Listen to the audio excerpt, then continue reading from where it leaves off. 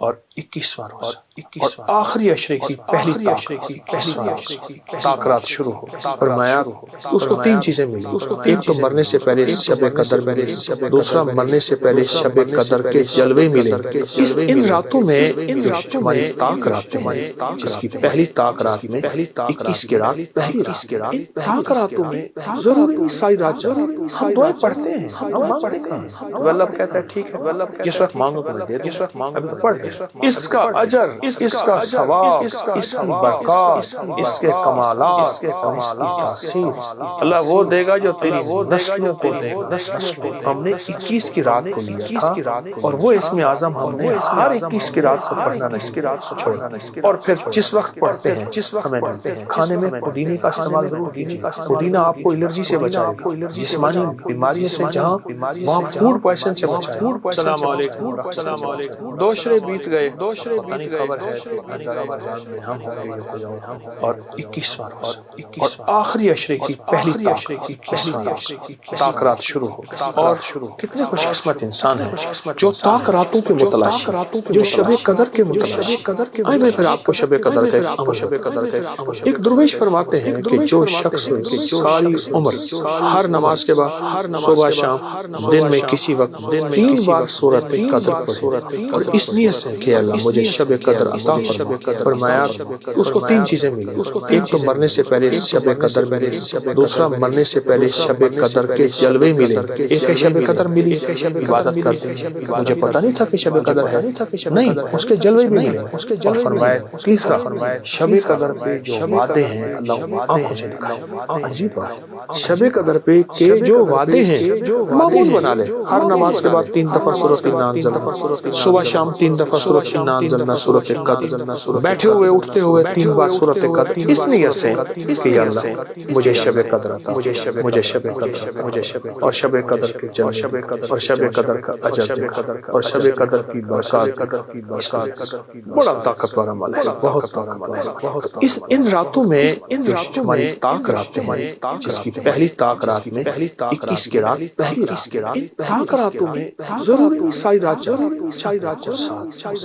اس کریم سے بیٹھ کے اسے اپنے دل کے دکھڑے سنائیں. اصل میں ہم دعائیں پڑھتے ہیں، مانگتے ہیں، پڑھتے ہیں. اگر میں آپ کو مانگنا سکھاؤں، میں بھی سیکھ رہا ہوں. یہ جو ہماری گلیوں پہ، چوراہوں میں، جگہوں پہ پیشہ ور سائل ہوتے ہیں اور یہ جو مانگتے ہیں، اور یہ جو آپ نے دیکھا نا ان کا چہرہ مانگتا، ان کی آنکھیں مانگتی، ان کے ہاتھ مانگتے، ان کا لباس مانگتا، ان کی چال مانگتی، ان کا حال مانگتا، ان کی ڈھال مانگتی، ان کی ساری کیفیات منگتی ہوتی. وہ الفاظ کم اپنی کیفیات کا اظہار ہمارے پاس الفاظ ہم دعائیں پڑھتے ہیں، ہم مانگتے ہیں تو اللہ کہتا ہے ٹھیک ہے، جس وقت مانگو تو میں دے دوں. ابھی تو پڑھ دے.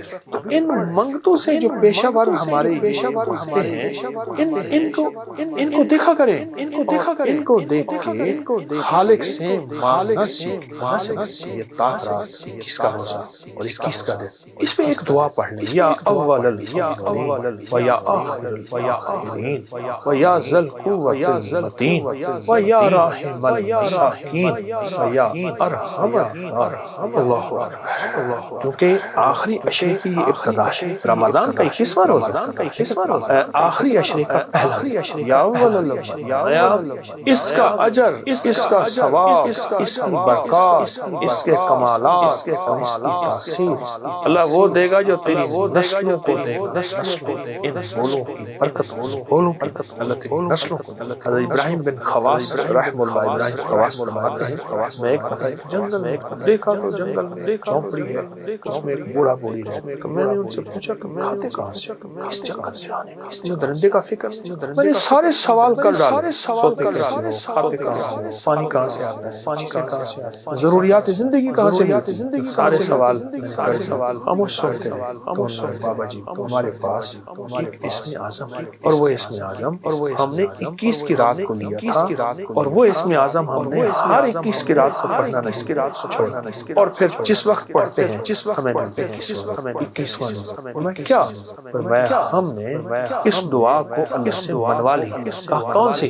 کہا یہ یا اول الاول و یا آخر الاول یا ذی القوۃ یا راحم یا ارحم. اب کہا جب پڑھتے ہیں اللہ اللہ غیب سے ہماری ضرورتیں پوری کر دیتے ہیں. جب پڑھتے ہیں جانور آتے ہیں دودھ دے جاتے ہیں, پانی ہمیں مل جاتا ہے, کھانا ہمیں مل جاتا ہے. اس ویرانے میں ہم نے اس دعا سے کھانا بھی لیا, پہننا بھی لیا, سونا بھی لیا. درندے ہم سے محبت کرتے ہیں, دعا کی برکت سے اللہ نے ان کے دلوں میں ہماری محبت. کیسا زبردست, کیسا تھا. اور ایک چیز بتاؤ, صحت و فٹنس کے لیے اپنے کھانے میں پودینے کا استعمال ضرور کیجیے. پودینہ آپ کو الرجی سے بچائے گا, جسمانی بیماریوں سے جہاں وہاں فوڈ پوائزن سے بچائے گا. اور پودینہ کھانے والے جن کے ساتھ پودینے کی دوستی ہوتی ہے, خشکی یا تر پودینے دوستی ہوتی ہے, دوستی کو چھوٹی وبائی بیماریاں ان کو تلاش نہیں کرتی اور ان کے قریب نہیں آتی. تاکہ ہماری طب کی پرانی کتابوں میں یہاں ہے کہ جو پودینہ بہت زیادہ استعمال کرتا ہے اس کو بھیڑ کاٹے تو بھیڑ مر جاتا ہے, مچھر کاٹے تو مچھر مر جاتا ہے. پودینہ معدے کے لیے,